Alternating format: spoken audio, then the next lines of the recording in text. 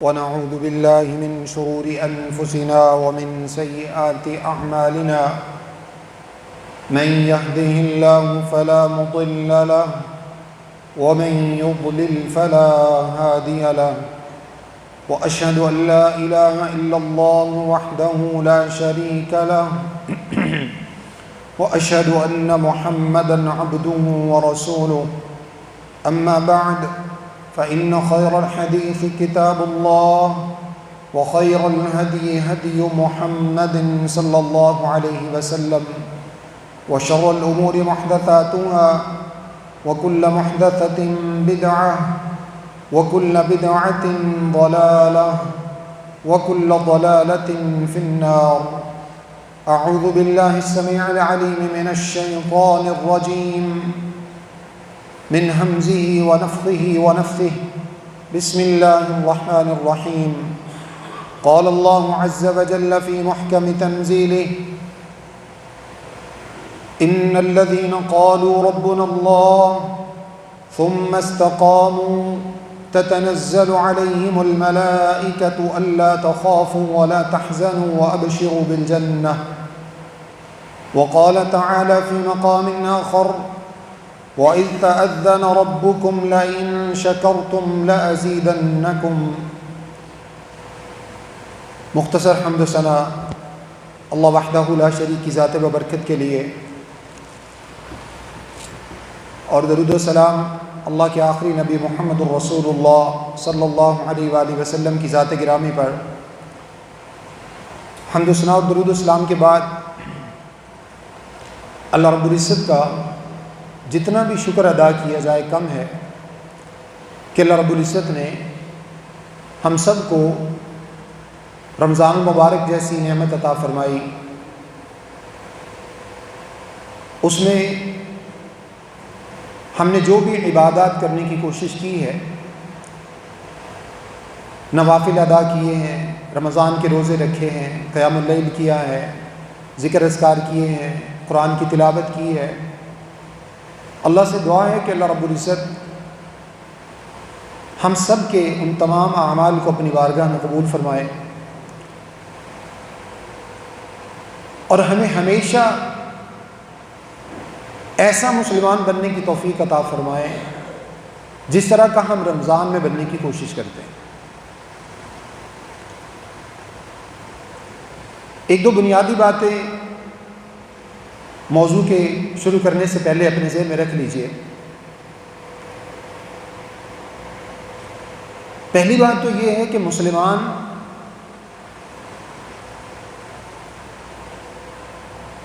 صرف نیکی کرنے والے کو نہیں کہا جاتا.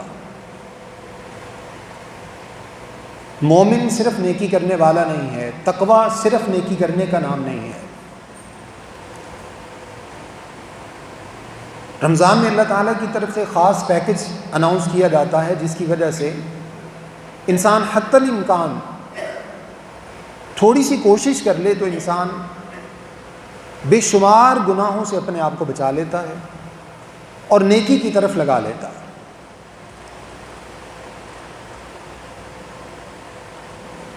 لیکن اسلام کا تعلق صرف رمضان کے ساتھ نہیں ہے. اللہ تعالیٰ نے ہمیں دنیا میں اس لیے نہیں بھیجا کہ ہم ایک مہینہ مسلمان بن کے رہیں اور باقی 11 مہینے اپنی مرضی سے زندگی گزاریں. رمضان کے بے شمار فضائل ہم نے رمضان کے اندر سنے. یاد رکھیے، رمضان کے اندر جو کچھ میں نے اور آپ نے کرنے کی کوشش کی ہے، جن گناہوں سے بچنے کی کوشش کی ہے، اگر یہ چیز مستقل طور پر ہماری زندگی میں نہیں آتی تو پھر اس رمضان کا ہمارے لیے کوئی فائدہ نہیں ہے. اس رمضان نے ہماری زندگی میں کوئی تبدیلی پیدا نہیں کی. دوسرے لفظوں میں یوں سمجھیں کہ اس رمضان نے ہمارا کچھ نہیں بگاڑا. ہم جیسے تھے ویسے ہیں.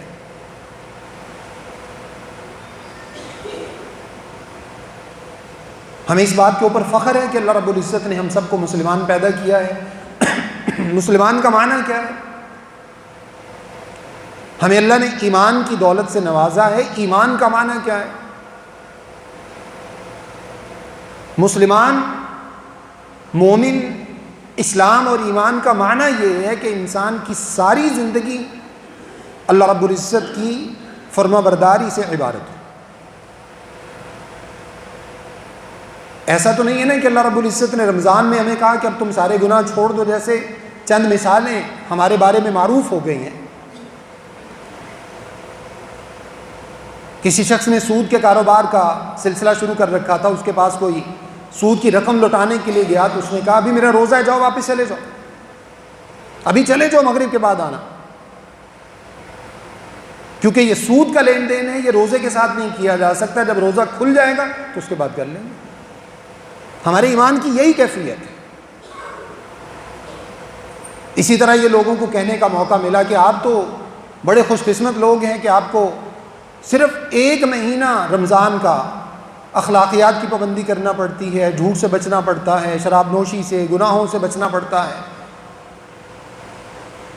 جو دیگر غیر مسلم لوگ ہیں ہمیں تو ساری زندگی ان اخلاقیات کی پابندی کرنا پڑتی ہے۔ یہ کیوں کہنا پڑا لوگوں کو؟ اس طرح کی مثالیں ہمارے بارے میں کیوں معروف ہوئی ہیں؟ اور کسی نے ہمارے اس رویے کی کیا خوبصورت عکاسی کی، ذهب رمضان وذهب الضيوف وبقي اہل البیت۔ کسی نے کہا کہ رمضان بھی چلا گیا، رمضان میں آنے والے مسجدوں کے مہمان بھی چلے گئے اور اب رہ گئے صرف گھر والے، مؤذن، خادم، خطیب، یہ چند مسجد کے منسلک لوگ یا ساتھ محلے والے 2-4 لوگ جو اب ظہر اثر کی نماز میں نظر آتے ہیں۔ اگر اس طرح کی کیفیت ہے تو پھر سمجھ لیجئے کل قیامت والے دن اللہ رب العزت کے ہاں جس کامیابی کی ہم امید لگائے بیٹھے ہیں یہ اتنی آسان نہیں ہے، یہ معاملہ اتنا آسان نہیں ہے۔ اللہ تعالیٰ کی بے شمار رحمتیں ہیں، اللہ بڑا ہی رحیم ہے۔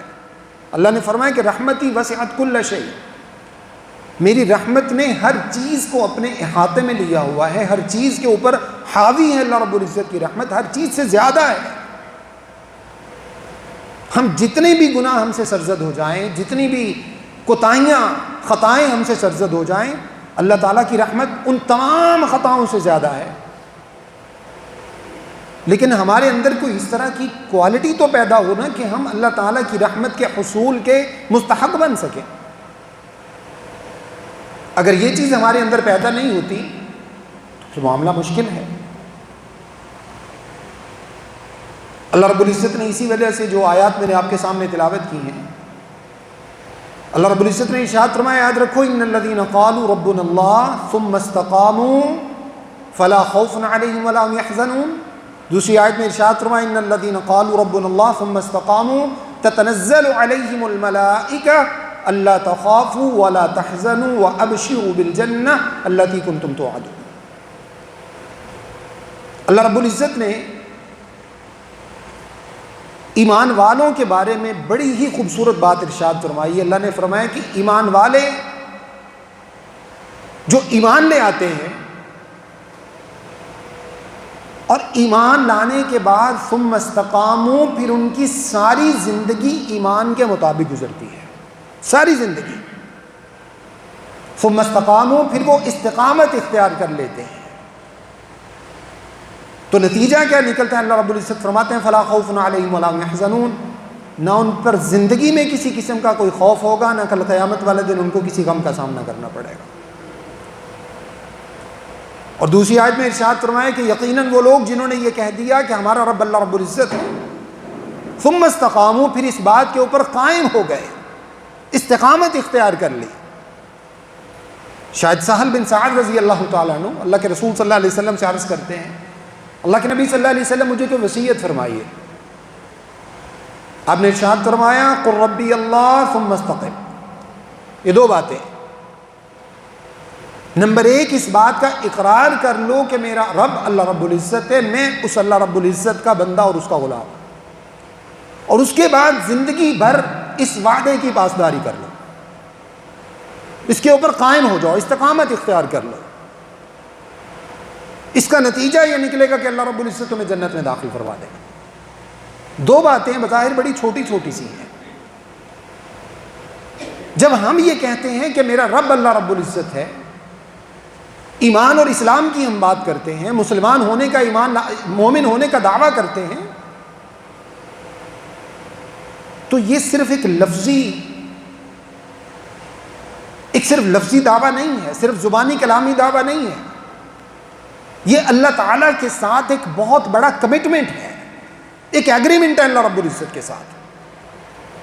ثم استقم کا معنی اللہ کے رسول صلی اللہ علیہ وسلم نے جو دوسری بات ارشاد فرمائی، سب سے پہلے یہ کہہ دو میرا رب اللہ ہے، اس کے بعد ثم استقم، پھر اس بات کے اوپر زندگی گزار دو، استقامت اختیار کر لو، اس بات کے اوپر پھر ثابت قدم ہو جاؤ، یعنی زندگی بھر اب تمہارا اللہ رب العزت کے ساتھ یہ معاہدہ نہ ٹوٹے۔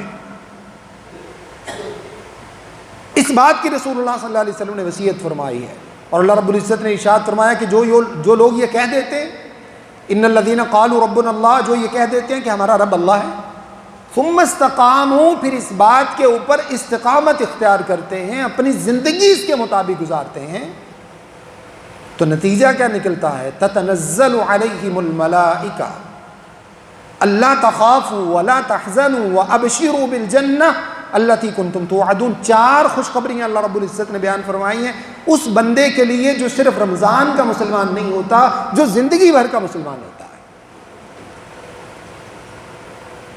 جو زندگی بھر کا مسلمان ہوتا ہے، جو استقامت اختیار کرتا ہے۔ کیوں؟ ایمان سے بتائیے، کیا جھوٹ کی ممانعت صرف روزہ کے ساتھ خاص ہے؟ یعنی اگر روزہ رکھا ہوا ہے تو جھوٹ نہیں بولنا، اگر روزہ نہیں رکھا ہوا تو آپ جھوٹ بول سکتے ہیں؟ اسلام کے کسی حکم میں آپ نے یہ سنا ہے آج تک، یہ پڑھا ہے؟ کسی کے ساتھ بد اخلاقی کا مظاہرہ نہیں کرنا، کسی کی گالی کا جواب بھی گالی سے نہیں دینا، کیا اس بات کا تعلق صرف روزہ کے ساتھ ہے؟ روزہ تو ایک تربیت ہے، مسلمان بننے کی تربیت ہے، ایک ورکشاپ ہے جس میں یہ تربیت کروائی جاتی ہے کہ مسلمان جو بھول جاتا ہے اپنے رب کو، اللہ کے ساتھ اپنے وعدے کو بھول جاتا ہے، اس کو یاد کروانے کے لیے کہ دیکھو روزہ میں جس طرح تم زندگی گزارنے کی کوشش کرتے ہو، پوری زندگی اس طرح کی تمہاری گزرنی چاہیے، پھر تو ہم مسلمان ہیں، پھر تو ہم مومن ہیں، پھر تو اللہ تعالیٰ کی طرف سے ہمارے لیے یہ تمام خوشخبریاں ہیں۔ اور اگر رمضان میں ہم نے اپنی طرف سے بھرپور کوشش کر بھی لی نیکیاں کرنے کی، گناہ سے بچنے کی بھی کوشش کر لی، لیکن رمضان کے گزرتے ہی چاند رات کو، اگلے دن، اس سے اگلے دن، پھر آہستہ آہستہ بتدریج گریجولی ختم ہوتے ہوتے سلسلہ سب دوبارہ پھر زندگی وہیں پر آ گئی۔ اب دوبارہ پھر کاروبار کے اندر دھوکہ شروع کر دیا، زبان سے جھوٹ بولنا شروع کر دیا، لوگوں کے ساتھ بد اخلاقیاں شروع کر دی، لوگوں کو ترش رویوں سے جواب دینے شروع کر دیے، لوگوں کے ساتھ جو ہے وہ مختلف قسم کے حقوق ان کے مارنا شروع کر دیے۔ اب کل قیامت والے دن ہم اللہ رب العزت سے کہیں کہ اللہ رب العزت ہم تو روزے دار ہیں، ہمیں جنت میں داخل کر دے، ہم تو باب الریان سے داخل ہونا چاہتے ہیں، تو ان سارے اعمال کا کیا ہوگا؟ یہ جو کمٹمنٹ ہم نے رمضان میں اللہ تعالیٰ کے ساتھ نبھانے کی کوشش کی ہے، جب اس کے اوپر ہم قائم ہی نہیں رہے، اس کمٹمنٹ کی خلاف ورزی کرنے کا نتیجہ کیا نکلے گا؟ کیا یہ ساری چیزیں اللہ رب العزت میں ایسے ہی چھوڑ دیں گے؟ یہ لمحہ فکریہ ہے۔ جو آیت میں نے آپ کے سامنے تلاوت کی ہے، اللہ تعالیٰ نے اس میں خوشخبریاں بیان فرمائی ہیں، میرے لیے، آپ سب کے لیے، ہر مسلمان کے لیے، ہر اس شخص کے لیے جو اس بات کا اعتراف کرتا ہے کہ میرا رب اللہ ہے، اس کے لیے اللہ نے خوشخبریاں بیان کی ہیں، لیکن ساتھ ایک شرط لگائی ہے، ان الذین قالوا ربنا اللہ ثم استقاموا، جنہوں نے کہا کہ ہمارا رب اللہ ہے، اس بات کا اقرار کیا، اس بات کا وعدہ کیا، پھر اس وعدے کی زندگی بھر پاسداری کی، ثم استقاموا۔ اب اس کے اندر کوئی قید نہیں ہے، کوئی شرط نہیں ہے، 1 مہینہ، 2 مہینے، 1 سال، 2 سال، 4 سال، 20 سال، 25 سال، جتنی بھی زندگی ہے، ساری زندگی حتی الامکان اللہ رب العزت کی فرما برداری کرنے کی کوشش کی۔ خوشخبریاں بڑی زبردست ہیں۔ اللہ نے فرمایا تتنزل علیہم الملائکہ اللہ کے فرشتے ان لوگوں کے اوپر نازل ہوتے ہیں، اللہ کی رحمتیں لے کر نازل ہوتے ہیں، اللہ کے فرشتے ان پر اللہ تعالیٰ کی رحمتوں کے ساتھ نازل ہوتے ہیں، پھر خوشخبری دیتے ہیں اللہ تخافوا، تمہیں کسی قسم کا اب کوئی ڈر اور خوف نہیں ہے، ولا تحزنوا، اب کسی غم کا تمہیں سامنا نہیں کرنا پڑے گا، کوئی مصیبت اب تمہارا پیچھا نہیں کرے گی، کوئی پریشانی اب تمہیں لاحق نہیں ہوگی، وَأَبْشِرُوا بِالْجَنَّةِ، اور خوشخبری ہے تمہارے لیے جنتوں کی، آج کے بعد تمہیں جنتوں کا وارث بنا دیا گیا ہے۔ اللہ کی رحمت کے فرشتے نازل ہوتے ہیں، ان کی زندگی سے خوف کا خاتمہ ہو جاتا ہے، ان کی زندگی سے ہر غم پریشانی مصیبت کا خاتمہ ہو جاتا ہے، اور ان کو جنت کی بشارتیں مل جاتی ہیں۔ دنیا کے اندر اللہ رب العزت نے جنت کی بشارتیں کن کو بیان فرمائی ہیں، کن کے لیے جنت کی ضمانتیں اللہ رب العزت نے بیان فرمائی ہیں؟ صحابہ کرام کے لیے رضوان اللہ علیہم اجمعین، تابعین کے لیے، انبیاء کے لیے، صلحاء کے لیے، شہداء کے لیے، رفیقین کے لیے، ان سب کے لیے اللہ رب العزت نے جنت کی بشارتیں بیان فرمائی ہیں۔ اب ذرا ایمان سے بتائیے، رسول اللہ صلی اللہ علیہ وسلم کے لیے اللہ رب العزت نے جنت کی ضمانت دی ہے، زندگی کیسی؟ نبی مکرم صلی اللہ علیہ وسلم کی زندگی کیسی ہے؟ زندگی میں کبھی ایک مرتبہ جھوٹ سوال ہی پیدا نہیں ہوتا، کبھی بد اخلاقی سوچا بھی نہیں جا سکتا، کبھی وعدے کی پاسداری نہ کی ہو، خلاف ورزی کی ہو، تصور نہیں کیا جا سکتا، کسی کا حق مارا ہو، سوال ہی پیدا نہیں ہوتا۔ صحابہ کرام کی زندگی میں آ جائے، اللہ رب العزت نے ان کو جنت کی ضمانتیں دی، لقد رضی اللہ عن المؤمنین، اللہ راضی ہو گیا ان ایمان والوں سے، والسابقون الاولون من المہاجرین والانصار والذین اتبعوہم باحسان رضی اللہ عنہم ورضوا عنہ، اللہ صحابہ سے راضی ہو گیا، مہاجرین سے راضی ہو گیا، انصار سے راضی ہو گیا، ان کی اتباع کرنے والوں سے راضی ہو گیا، تمام کے تمام اللہ تعالیٰ کی طرف سے بخشے ہوئے لوگ ہیں۔ لیکن زندگیاں کیسی ہیں؟ کسی ایک صحابی نے زندگی میں کبھی کسی کا حق مارا ہو، اور اگر کبھی غلطی سے کسی سے کوئی معاملہ ایسا سرزد ہو گیا، زندگی روتے ہوئے گزار دی، زندگی اس سے معافیاں تلافیاں کرتے گزار دی۔ اگر کبھی کسی سے اللہ تعالیٰ کی حدود میں کوئی کمی کوتاہی ہو گئی، اپنے آپ کو اللہ کے رسول صلی اللہ علیہ وسلم کے سامنے لا کے پیش کر دیا۔ ذرا تصور کریں نا، امرأہ غامدیہ، وقت کی قلت کے پیش نظر بڑی مختصر سی بات آپ کے سامنے رکھوں گا۔ غامدی قبیلے کی ایک عورت، یہ عربوں کا ایک قبیلہ تھا، گناہ سرزد ہو گیا، بدکاری سرزد ہو گئی، صحابیہ ہیں اللہ کے رسول صلی اللہ علیہ وسلم کی، انسان ہے، انسان ہونے کے ناطے سے اللہ تعالیٰ کی نافرمانی ہو گئی، اللہ کے رسول صلی اللہ علیہ وسلم کے پاس حاضر ہوئی، اللہ کے رسول انی زنیت فطہرنی، میں گناہ کر بیٹھی ہوں، مجھے پاکیزہ کر دیجیے، میں نے گناہ کر لیا ہے، مجھ سے گناہ سرزد ہو گیا ہے، مجھے پاکیزہ کر دیجیے۔ پاکیزہ کرنے کا معنی سمجھتے؟ اللہ کے رسول صلی اللہ علیہ وسلم کو جو آ کر کہا کہ مجھے پاکیزہ کر دیجیے، یہ پاکیزگی ایسے نہیں ہے جیسے آج کل ہمارے ڈھونگی بابوں نے پاکیزگی کا سلسلہ شروع کر رکھا ہے، عیسائیوں جیسا، اس طرح کا سلسلہ نہیں ہے جہاں پاکیزگی کے نام پر بے حیائی کو فروغ دیا جاتا ہے۔ اس نے کہا اللہ کے رسول مجھے پاکیزہ کر دیجئے، معنی یہ ہے کہ مجھے پتھر مار مار کے سنسار کر کے ہلاک کر دیں، میرا وجود زندگی میں رہنے کے قابل نہیں ہے، یہ ہے پاکیزہ کرنے کا معنی۔ اللہ کے رسول میرے اوپر حد جاری کر دیں۔ ہمیں سے کتنے ہیں جن کو یہ معلوم ہے کہ چوری کرنے کی حد کیا ہے، شراب پینے کی حد کیا ہے، کسی کے ساتھ دھوکہ کرنے کی حد کیا ہے، کسی کے ساتھ زیادتی کرنے کی حد کیا ہے، بدکاری کرنے کی حد کیا ہے، قتل کرنے کی حد کیا ہے، اسلامی حدود اور تعزیرات کا ہم میں سے کتنے لوگوں کو علم ہے؟ یہ اسلام کے ساتھ ہمارا تعلق ہے۔ عرض کی اللہ کے رسول صلی اللہ علیہ وسلم مجھ سے گناہ سرزد ہوا ہے، اس کا معنی یہ ہے کہ زندگی نیکیوں کے ساتھ گزرتی ہے، زندگی گناہوں سے بچتے ہوئے گزرتی ہے۔ اگر تنہائی میں کبھی گناہ سرزد ہو گیا ہے تو اللہ کے رسول صلی اللہ علیہ وسلم کے پاس حاضر ہوگی، اللہ کے رسول مجھے پاکیزہ کر دیں، کل قیامت والے دن کی سزا لینا بڑا مشکل ہے، نہیں لے سکتی، بڑی سخت سزا ہے اللہ رب العزت کی۔ دنیا میں کسی طرح سے معافی تلافی ہو جائے، اللہ تعالیٰ کی طرف سے جو حد اس نے مقرر کی ہے یہ جسم جھیل سکتا ہے، روح نہیں جھیل سکتی۔ اللہ کے رسول میرے اوپر حد جاری کر دیجئے۔ اللہ کے رسول صلی اللہ علیہ وسلم کی کوشش ہوتی تھی کہ زیادہ سے زیادہ لوگ جو جن سے کمی کوتاہی ہو جاتی ہے وہ اللہ تعالیٰ سے اپنی معافی تلافی کر لے، حدود اللہ کا نفاذ کم سے کم ہو، کیونکہ جس معاشرے کے اندر حدود اللہ کا نفاذ زیادہ ہوتا ہے اس کا معنی وہاں گناہ زیادہ ہوتے ہیں۔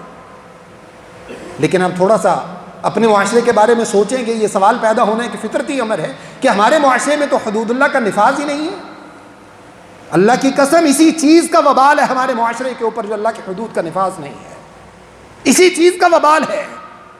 یہ آج ہر شخص اٹھ کر نبوت کا دعویٰ، کسی کو نبی ثابت کرنے کا دعویٰ، ہر شخص اٹھتا ہے، وہ بہت بڑا اپنے آپ کو پہنچی ہوئی سرکار سمجھنا شروع کر دیتا ہے۔ جس کا جی چاہتا ہے وہ کسی کو بھی قتل کر کے وہ کرتا ہے، جس کا جی چاہتا ہے کسی کی عزت لوٹ کے وہ کرتا ہے۔ یہ سارے کا سارا وبال جو اس وقت ہمارے معاشرے میں ہے، یہ جو ہم ماڈرنزم کے نام پر جو راگ الاپتے ہیں، یورپ کے اندر زندگی اس طرح کی ہے، امریکہ میں زندگی اس طرح کی ہے، فورن زندگی اس طرح سے گزرتی ہے، لہٰذا یہاں پر حدود اللہ کا نفاذ نہیں ہونا چاہیے، قتل نہیں ہونا چاہیے، قصاص نہیں ہونا چاہیے، یہاں پر عورتوں کے ساتھ زیادتی ہوتی ہے۔ ایمان سے بتائیے ایک اللہ کے رسول صلی اللہ علیہ وسلم کی کتنی بیویاں تھیں؟ ایک وقت میں 9 ازواج مطہرات تھیں اللہ کے رسول صلی اللہ علیہ وسلم کے عقد مبارک میں۔ کہ اللہ کے رسول صلی اللہ علیہ وسلم اپنی بیویوں سے زیادتی کرتے تھے؟ کوئی ایک صحابی مجھے بتا دیں جس کی ایک شادی ہو، جس نے ایک نکاح کر رکھا ہو۔ تمام صحابہ 4 نکاح کیے ہوئے۔ اللہ کی قسم کسی ایک صحابی کی مثال دیں جو اپنی بیویوں سے زیادتی کرتا ہو۔ یہ ایک ڈھونگ ہے جو میرے اور آپ کے دماغ کے اندر گھسا دیا گیا ہے، مجھے اور آپ کو اس لال بتی کے پیچھے لگا دیا گیا ہے۔ چونکہ یورپ کے اندر نکاح کو مشکل سے مشکل تر بنا دیا گیا ہے، بدکاری آسان ہو گئی ہے، وہی سلسلہ ہمارے ملکوں کے اندر شروع ہو گیا جس کا وبال اس وقت ہمارے سروں پر مسلط ہے۔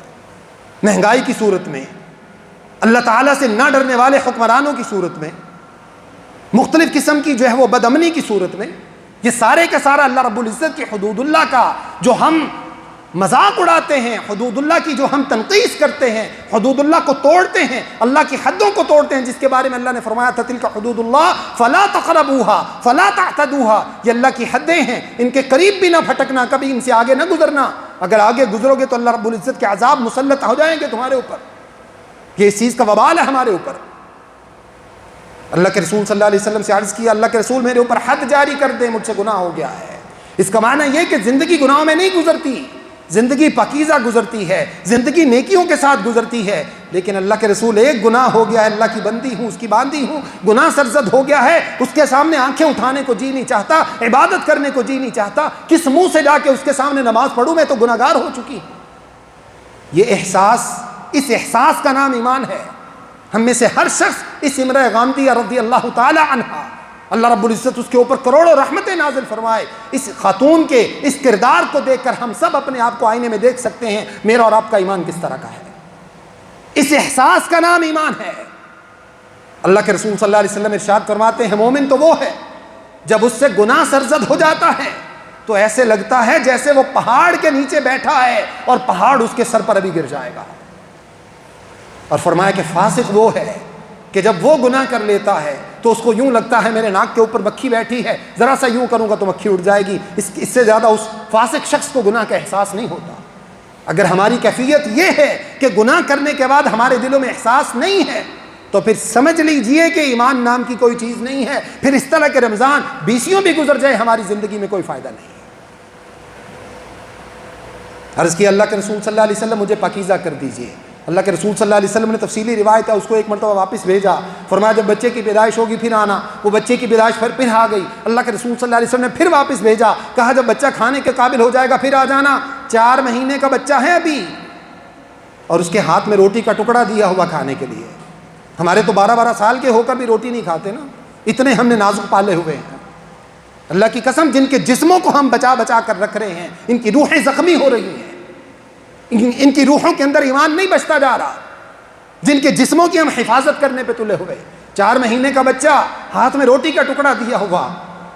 مسئلہ کیا ہے؟ گناہ کا احساس زندہ نہیں رہنے دیتا، گناہ کا احساس جینے نہیں دیتا۔ اللہ کے رسول گناہ کے ساتھ زندگی کیسے گزاروں؟ نہیں گزرتی زندگی گناہ کے ساتھ۔ اللہ کرے کہ اللہ تعالیٰ مجھے اور آپ کو یہ احساس عطا فرما دے، اللہ میرے اور آپ کے اندر ایسا ایمان پیدا فرما دے۔ اللہ کے رسول صلی اللہ علیہ وسلم نے صحابہ کو فرمایا اس کو لے جاؤ، لے جا کے اس کے اوپر حد جاری کر دو۔ صحابہ نے اس کے اوپر جا کے حد جاری کر دی۔ شاید خالد رضی اللہ تعالیٰ عنہ یا عمر فاروق رضی اللہ تعالیٰ عنہ دونوں کے بارے میں روایات کے اندر موجود ہے، آپ کے کپڑوں پر خون کے چھینٹے، اس عورت کے خون کے چھینٹے کچھ آپ کے کپڑوں پر گر گئے، ناگواری کا اظہار کیا۔ اللہ کے رسول صلی اللہ علیہ وسلم کو پتہ چلا کہ اللہ کے رسول صلی اللہ علیہ وسلم صحابہ نے ان کے خون کے، امرا غامدیہ کے، وہ جو غامدی قبیلے کی عورت ہے جس سے گناہ سرزد ہوا تھا، حدود اللہ کا نفاذ کرتے ہوئے اس کے خون کے چھینٹے صحابہ کے کپڑوں پر گرے تو انہوں نے ناگواری کا اظہار کیا۔